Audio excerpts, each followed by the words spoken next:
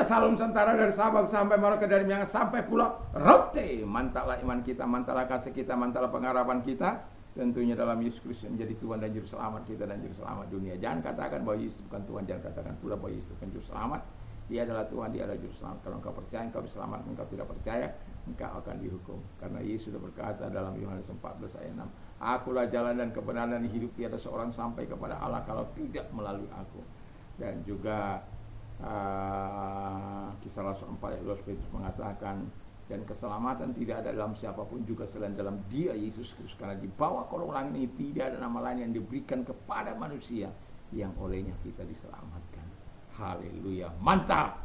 Dan Yohanes 3 ayat 16, karena begitu besar kasih Allah akan dunia ini, sehingga Ia mengaruniakan anaknya yang tunggal, supaya setiap orang percaya kepadanya tidak binasa, melainkan beroleh hidup yang kekal. Haleluya. Dengan hati percaya engkau dibenarkan, dengan mulut mengaku engkau diselamatkan. Roma 10 ayat 9 dan 10. Kiranya Tuhan Yesus memberkati kita di malam ini.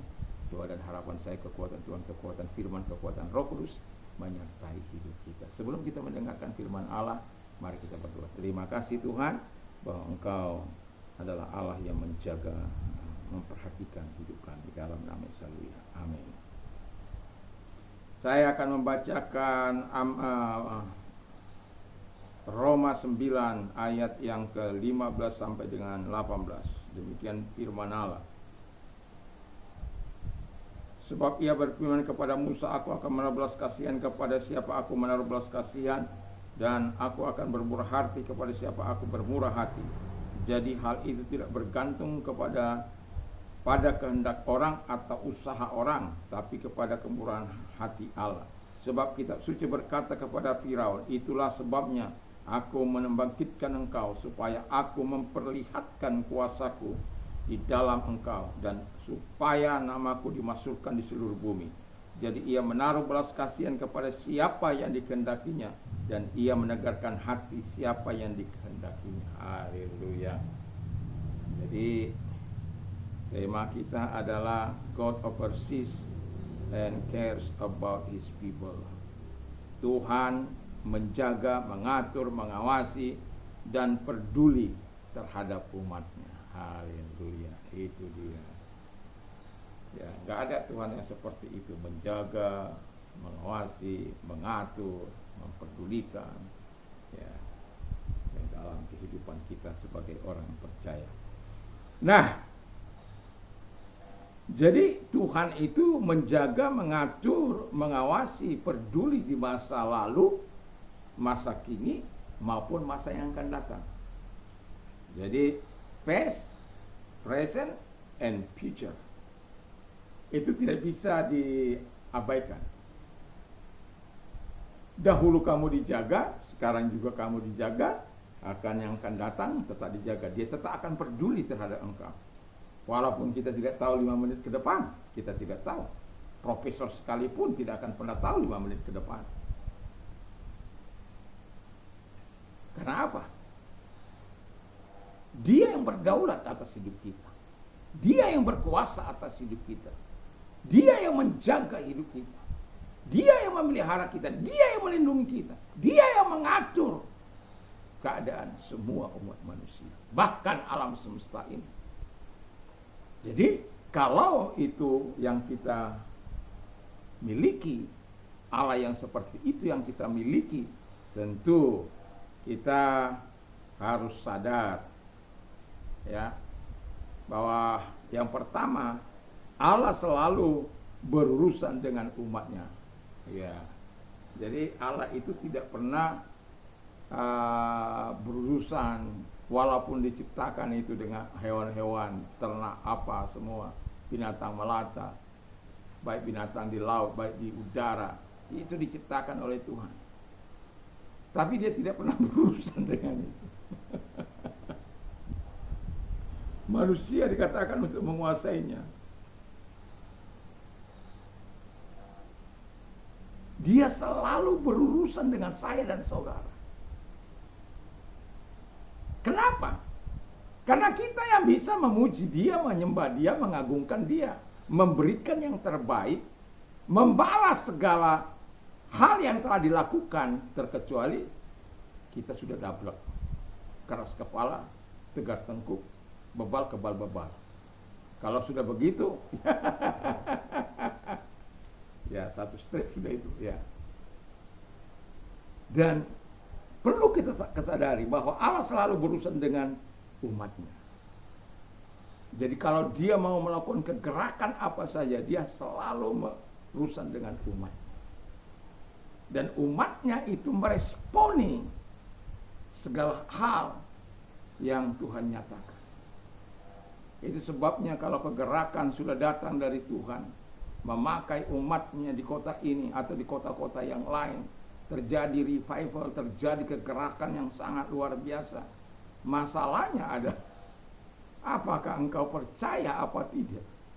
Apakah engkau yakin pada akhir zaman ini Tuhan akan bekerja lebih dahsyat lagi? Bukan melalui siapa-siapa, tapi melalui gerejanya, melalui kita, orang-orang percaya. Itu sebabnya kita persiapkan diri kita. Hidup dalam kekulusan, hidup dalam apinya, hidup dalam tangisan kepada Allah. Mengapa saya katakan hidup? Kita harus berpuasa, harus menangis, harus berurusan dengan Dia. Karena Tuhan tidak memakai yang lain. Dia hanya memakai umatnya. Dia hanya berurusan dengan umatnya. Dan dia juga yang akan membawa orang-orang lain datang kepada Yesus. Bukan karena kita bisa membawa orang kepada Yesus, percaya kepada Yesus. No, jangan pikir.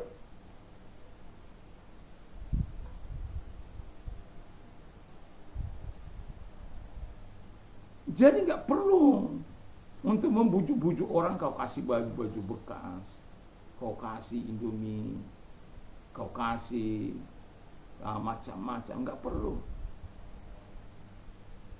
Walaupun saya katakan kita tidak terlepas dari iman untuk memberi, tapi jangan pakai pemberian itu untuk membujuk. Itu nggak akan pernah menghasilkan kualitas yang baik kepada dia. Kita sudah melihat banyak orang percaya. Saya katakan kalau iman saya diminta berganti, pesawat pun diberi, saya tidak akan berganti.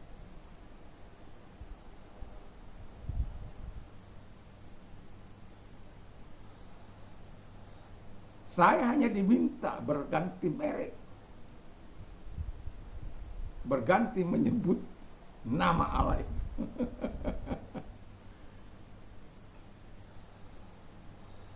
Semua apa yang saya inginkan akan apa? Tapi apakah saya melakukan itu? Tidak. Saya diinapkan di hotelnya selama seminggu itu loh. Dia pikir saya bisa dibujuk dengan itu. Saya menghargai dia sebagai apa? Karena dia sudah datang, lalu kemudian diajak saya jalan-jalan ke Jakarta, ya sekalian mikir-mikir, ya sekalian juga lah refreshing bagi saya. Satu minggu saya berada di Jakarta Pusat di hotelnya. Setelah itu dia tanya, ya, kalau mau nolong, kalau tidak ya saya mohon maaf semua. Saya tetap di ongkosi.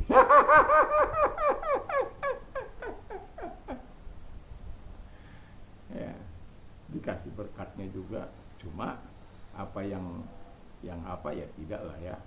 Ya dia rupanya ya sudah itu. Tetapi yang saya katakan kepada kita adalah, mari pertunjukkan saja kita sebagai suratan yang terbuka sebagai murid-murid Kristus. Tidak perlu bersandiwara. Kalau kita mau hidup berdamai satu dengan yang lain, hidup dalam kasih, dalam moderasi yang baik, kita juga ya menghargai kepercayaan orang lain. Tetapi kalau Tuhan yang membawa mereka, siapa yang bisa menghadangnya? siapa yang bisa menghalangi? Kita bisa tunjukkan Allah yang bisa berkarya mengubah hati manusia. Dan kalau Allah yang sudah mengubah, mereka akan siap mempertaruhkan bahkan nyawa mereka. Karena apa? Tuhan. Jadi dia selalu berurusan dengan umatnya. Yang kedua, Allah penguasa semua umatnya. Jadi jangan pikir kita bisa menguasai oknum per oknum. Tidak pernah bisa itu. Pribadi lepas pribadi nggak akan bisa. Anak kita saja nggak bisa.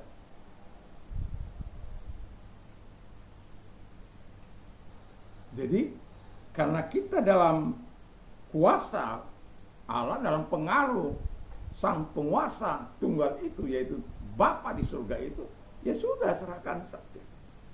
Lakukan saja apa yang dikatakan oleh firman Allah. Jangan lebih, jangan kurangi. Lakukan saja sebagaimana yang difirmankan oleh Tuhan. Jadi kalau kita lakukan itu bagian kita, ya selanjutnya urusan Tuhan.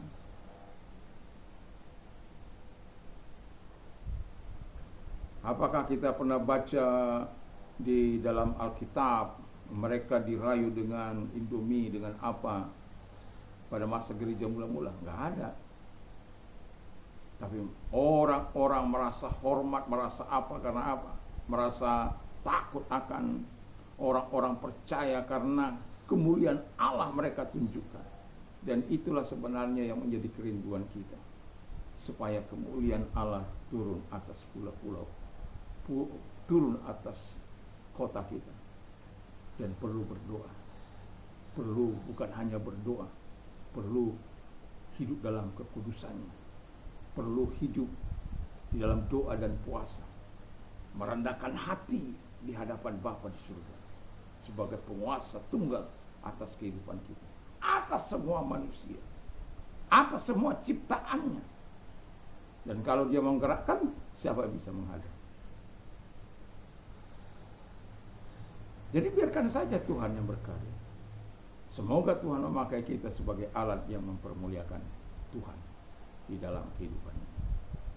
Dan yang ketiga kata firman Allah adalah Allah menyelamatkan siapa saja yang dikehendakinya.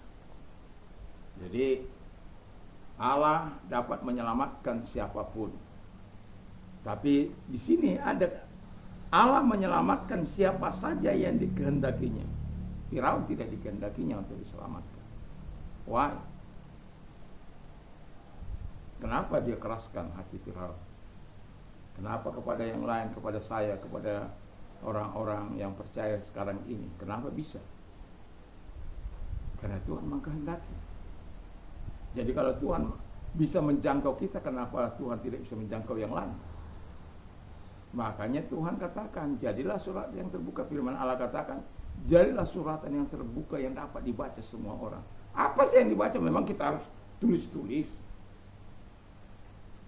Biar kita tulis ayat di badan kita ini, kiri kanan muka belakang, di otak kita, di kepala kita, di jenggot.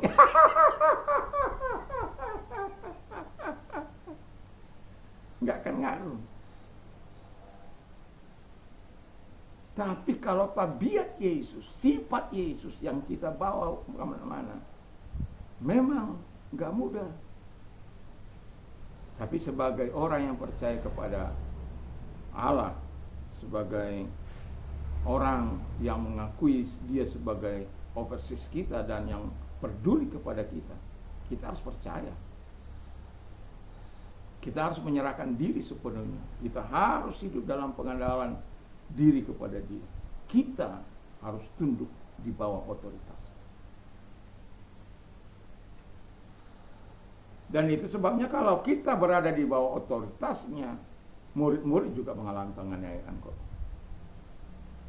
Bukan karena mereka berbuat dosa, bukan karena mereka melakukan kejahatan. Satu bukti, Stefanus mati kok.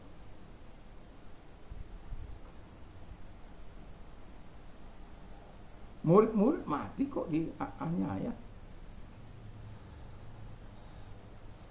Tapi saya mau katakan, kalau tidak seizin Tuhan, percayalah,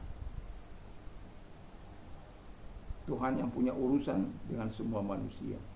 Dia penguasa hidup kita, dan dia dapat menyelamatkan siapapun yang dikehendaki, termasuk orang-orang yang selama ini mungkin menolak kekristenan. Kalau Tuhan sudah mau, kita sudah lihat banyak kesaksian di YouTube itu, bagaimana Tuhan datang kepada mereka, bagaimana Tuhan mengubah mereka. Itulah yang kita harapkan sebenarnya. Biarkan Tuhan yang berkarya. Melalui apa itu? Doa-doa yang kita naikkan, puasa yang kita naikkan kepada Tuhan, tangisan yang kita bawa kepada Tuhan. Masih kita bisa menangis di hadapan Tuhan atau tidak? Masih kita berpuasa di hadapan Tuhan atau tidak? Masih kita mengerang di hadapan Tuhan atau tidak? Anda yang bisa menjawab. Kita semua sebagai orang percaya. Bayangkan kalau semua kota, semua orang-orang percaya mengerang, berdoa, berpuasa, merendahkan hati untuk kota ini. Wah, saya tidak tahu bagaimana akan terjadi lawatan Tuhan yang begitu luar biasa. Tapi masalahnya, apakah itu terjadi? Tidak. Kita fat to fat,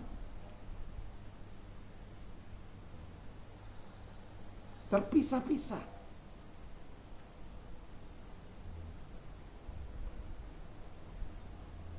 Bayangkan kalau sudah dalam atmosfer ilahi, di mana kita umat Tuhan menangis bersama, merendahkan diri bersama, berpuasa bersama, nangis bersama, menyerahkan diri bersama kepada Tuhan, sungguh-sungguh menyerahkan diri kepada Tuhan dengan linangan air mata kepada Allah.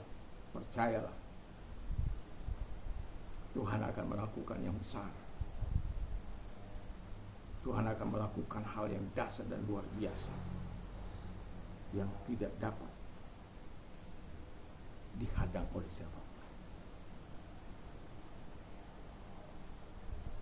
Tetapi kalau engkau melakukan dengan cara hikmat, dengan cara pengertian, dengan cara kekuatan,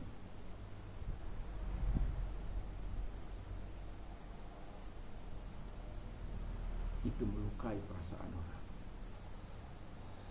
Tapi kalau kita pakai cara Tuhan, itu yang sedang kita dorong, sehingga di sebuah kegerakan doa bersama, tangisan bersama, doa bersama. Wah,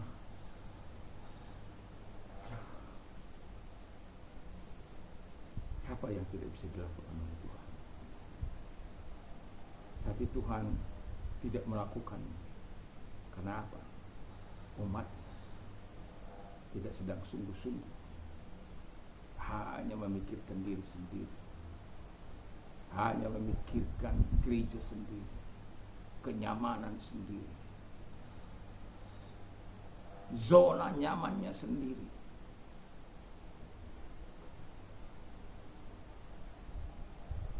Mari kita betul-betul menyerahkan diri kepada Tuhan. Tuhan itu oversees kita and cares about his people.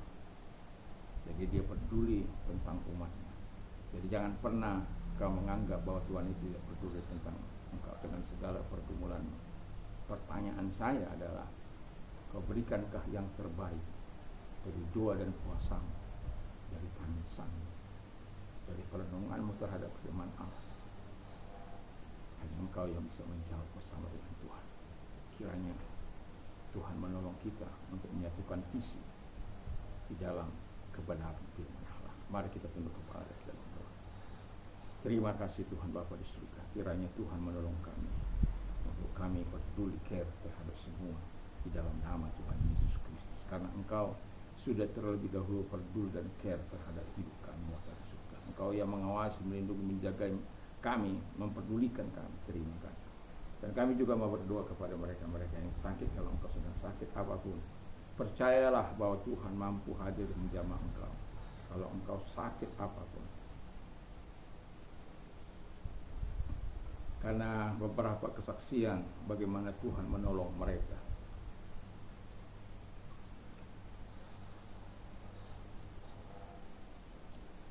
yang disembuhkan dari telinga yang sakit, ada yang disembuhkan dari yang dirasuk oleh setan dan lain sebagainya.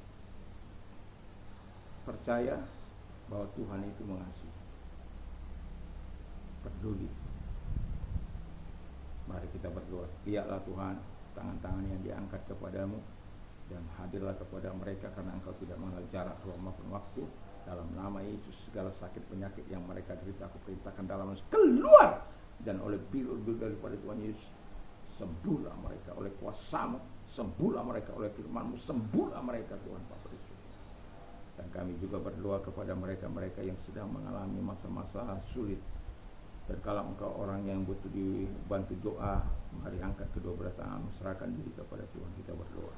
Lihat juga tangan-tangan yang diangkat kepadamu dalam nama Yesus, segala sakit penyakit, segala penderitaan mereka, kesusahan mereka, baik itu mengenai finansial mereka, keuangan mereka, hidup mereka, dalam nama Yesus. Tuhan tolong mereka satu demi satu, sehingga mereka memberikan kemuliaan kepadamu. Terima kasih buat pertolongan dalam nama Yesus. Haleluya. Amin.